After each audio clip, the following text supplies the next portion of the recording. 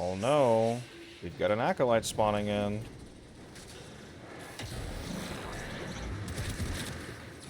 Yoink! Let's give him the old 1-2 punch, shall we? There we go. Is that a Nox? Sure is. And oh no, he downed me. What am I ever going to do against all of these armorless enemies? Oh, okay, never mind.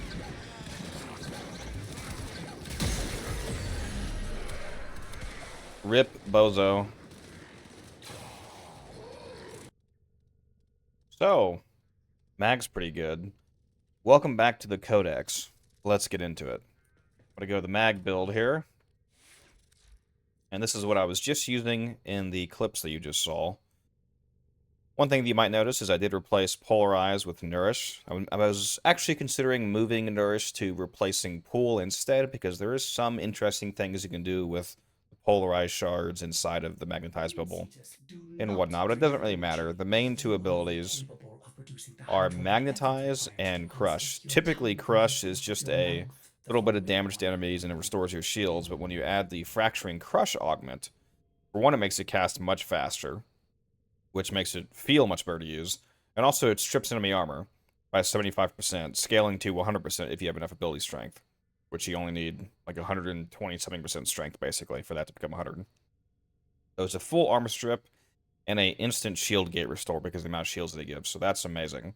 And then Magnetize, you can pop it on an enemy, puts a big bubble on them as you saw, and anything you shoot into it gets instantly redirected to them to make sure it hits them, and it gets a damage multiplier, referred to as the, yeah, there we go, damage multiplier, 3.7x. That only goes up from my Molt Augmented, so really in missions where I get enough kills, it's over 4x damage on this build. I'm using Brief Respite and Rolling Guard just as extra layers of security, basically. You might be wondering, like, what's the point of that if you already have Crush giving you shields back? Basically, it's just so that if I'm totally out of shields and I have a brief moment of vulnerability before I get my shields back, Brief Respite gives me just a little bit of shields for a little tiny shield gate to protect me while I wait that brief moment to get that full value back. And then Rolling Guard is kind of the same concept. If I, for example, am out of energy and I can't immediately cast Crush to get all my shields back, I can roll, and that gives me 3 seconds to get things sorted out. Now, speaking of Nourish replacing her third ability, along with being viral damage, which is of course nice, especially because as Mag we are armor stripping enemies, it also gives the energy multiplier. This does affect Energy Nexus. So this Energy Nexus giving me +3 energy per second, once Molt Augmented is stacked up especially, is going to make Nourish actually turn this into over 6-7 energy a second. So that really pairs nicely. And that is why I am only running base efficiency, because between regular orb pickups, like just energy orbs that enemies drop, and the energy nexus giving me 6+ energy a second, typically I don't really have too much energy issues. And speaking of those orbs that drop, those are also multiplied by Nourish, so the efficacy of this is really quite potent. It's quite nice. Prime Surefoot in the Exilus, of course, is pretty much always the best Exilus mod for anybody who doesn't have innate knockdown immunity. Of course, like I've said before, if you don't have this because you don't have enough login days to have achieved this yet, you can use regular Surefooted, you could use Handspring. Those are both mods that give you some kind of knockdown resistance or the ability to get back up faster, so that's of course good. Augur Reach and Stretch are my 2 range mods. Stretch, of course, being the regular one. Reach is on here for just a little bit more range, as well as slightly buffing the brief respite style effect of spending energy turning into shields. Prime Continuity, of course, my duration mod. Prime Flow for max energy. And then Transient Fortitude is technically the only strength mod I have on here, but I'm also running some Archon shards, so that's why I don't have 155 strength, I have 185. And speaking of the shards, we will go ahead and take a look at that. So I'm running 2 ability strength shards. Let's hop into Helmuth here for a better view, actually. I'm running 2 ability strength shards, 2 shield capacity shards, and 1 casting speed shards. These are all Tau. These are all the high quality Jolly Ranchers. That's why they're all have the nice glowing effect. So this is 30% strength. This is 450 shields. and then a 37.5 casting speed. The reason why I'm running shields here is because ever since the shield gate changes to make the shield gate duration scale all the way up to 2.5 based off of shield capacity, having more shields is actually a good thing, like how it used to be. Especially on a frame that can instantly restore any amount of shields, including going into overshields. I could even put more of these shards on to actually get to that 1200 or 1200 or 1250-ish shield threshold to get that max shield gate at 2.5 seconds, but I don't find that that's necessary with the amount of defensive capability that this build already has. So I'm going to hop back into the arsenal here. Now, the two arcanes, which I already mentioned, one I am using Molt Augmented, and then my other one is Arcane Aegis. This one gives you a chance every time you take damage to your shields to give you 12 seconds of shield regen. This essentially just turns you completely immortal for 12 seconds. And it's highly effective on a frame that can refresh her shields on command. So, this is fantastic, and Augmented is fantastic. And again, I don't feel that I need Energize because I have Nourished on with Energy Nexus. So that's basically it for her build there. Just in case anybody is curious about the Plasmor build I was using in that mission, this is it right here, if anybody wants a screenshot. And here's the Capressa Primer build that I'm using. I do have a ribbon on, so this would typically be... what would this be? This would be Anemic Agility, usually. Instead of the ribbon there. So that's the Primer build.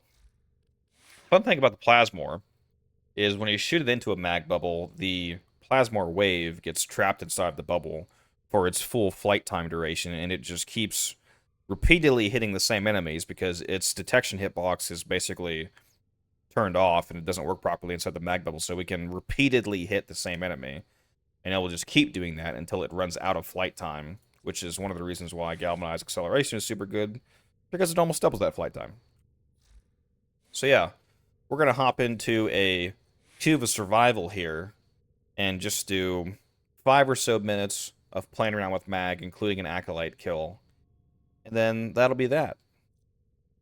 Then steal their Alright, here comes the hordes.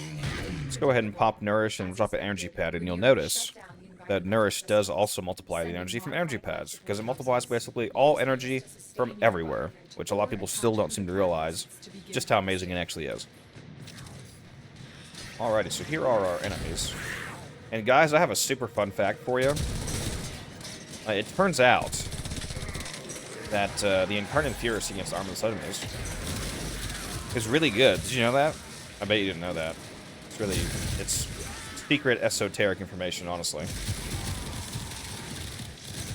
Also turns out it's super good against enemies with armor. Almost like it's just an amazing weapon overall. So yeah, the basic gameplay loop with mag here is just keep your Nourish up to keep your energy going. Cast forward to rip the armor off of everyone around you, along with getting your shields back so you're immortal constantly, aside from toxin damage, which ignores shields. And then just kill everything. That's about it. Magnetize enemies, of course, to get that nice magnetized effect. Now, one thing that's really cool about the mag bubbles, in fact, let me turn this Incarnate mode back off, is if you have enemies trapped in a mag bubble, and then just aim towards the top of the bubble, it typically... Of course, it's now it's not doing it because I need it to do it. It typically makes it really easy to charge the headshots for the Incarnate. There we go. That need headshots to activate the Incarnate magazine charges, because the bullets will be directed from above down below into the enemy head, basically. So that's pretty good. Let's go ahead and turn that Incarnate mode back on here. Then we'll strip armor. You see it goes absolutely crazy. Because armor stripping is the biggest damage boost you can get in the game.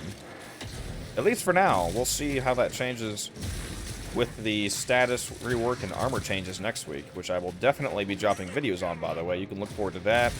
You can look forward to an Ember video with the Ember heirloom skin and her cosmetics, as well as showing off her... I don't know if you call it a rework, the tweaks that they're giving her, let's say, along with Jade. I'll definitely be showing off Jade and all of her weapons. And you can expect all of this on the first day or 2 days or so. So you guys have that to look forward to. Let's go ahead and actually go and do one of these Kuba harvesters, shall we? After I throw the Zorus here and show that that is also, surprisingly, extremely disgusting against armorless enemies. Again, who would have guessed, honestly? Secret knowledge. I'm going to see if I can find a core carrier guy over here. Or several of them, turns out. Go ahead and just kill this one. You have found a Kuva capsule. We shall. Attach it to a life support capsule to begin harvesting Kuva. Not on the operator. Oops, kill that guy, because I Mission successful. hate those. Collect data. And of course, it was immediately destroyed, because I Capsules am terrible at this game. provide minimal life support. For anybody who, you know, just turning in, Life support should know has that. arrived. A Kuva harvesting Let's grab another one of capsule these. destroyed. And actually try this time. There we go.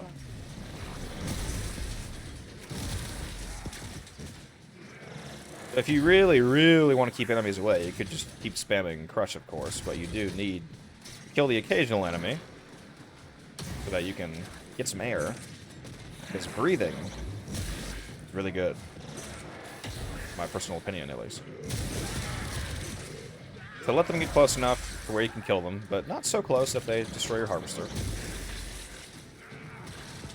One way of somewhat easily dealing with that is you could just let an enemy get right up on the harvester and then put a bubble on top of them, because if the bubble is overlapping the harvester, then they can't actually target the harvester itself, because the harvester is not magnetized. Here comes an Acolyte. We're going to give them the 1-2 special here. We're going to strip off their armor first, and then I will put a magnetize on them. Harvester is finished. And then we'll show them a real bad time. There you go. Shot once, and they're roasted. So again, the damage loop is use Crush to strip off the armor, Another life keep your Nourish up to your vital damage bonus and your energy regen, and put a Magnetize on anybody who you really need dead now. It is actually that simple. And as you can see, even without Energize, even without Steadfast, just because of Nourish and Energy Nexus, you basically have infinite energy when paired with the orbs that you also get to drop from enemies. extraction is available. So we'll do one more Harvester here, Commencing Kuva. and then close out the video. Put a Magnetize on those guys and on this guy here. And on top of that, silly turret. And as you can see, I've basically just created a field of protective barriers around me. Because if anybody shoots from behind or inside of any of these bubbles, then all of the shots will be redirected to the bubbles.